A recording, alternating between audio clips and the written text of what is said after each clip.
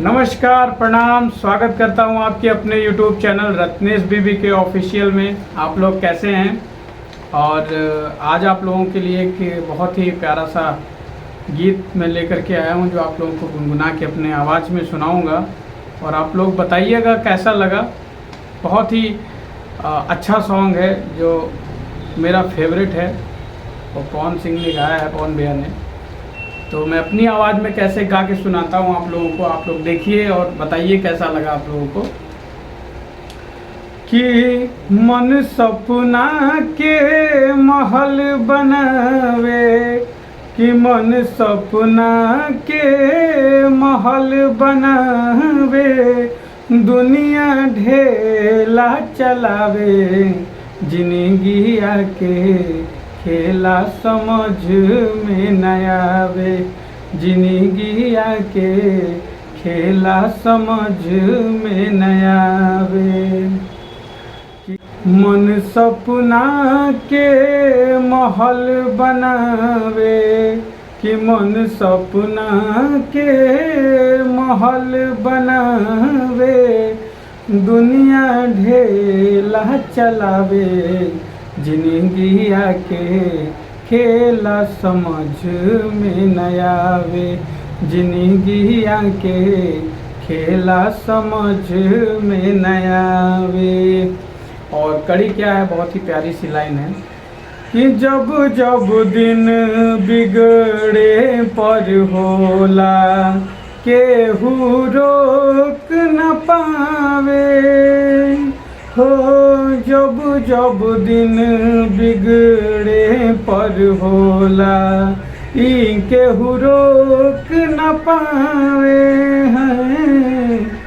अजाने काली खल किस्मत में, जाने काली खल किस्मत में, ई न पता चल पावे, जिंदगी आके खेला समझ में न आवे, जिंदगी आके खेला समझ में न आवे।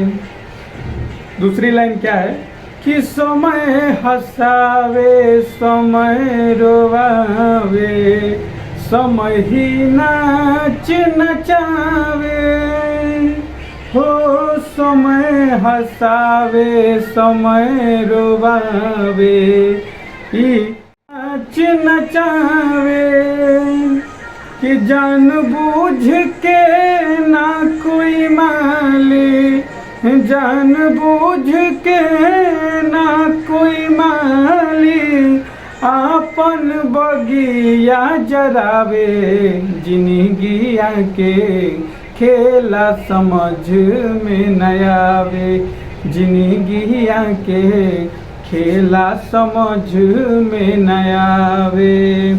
और लास्ट लाइन क्या है, बहुत ही प्यारी लास्ट लाइन है कि बनल के साथी सब केहू होला, बिगड़ पमुँह घुमावे है, बनल के साथी सब केहू होला, केहू मुँहवा घुमावे, सूरज के डूबते परछाई भी, सूरज के डूबते परछाई भी, आपन साथ छोड़ावे, जिंदगी आके खेला समझ में न आवे, जिंदगी आके खेला समझ में न आवे।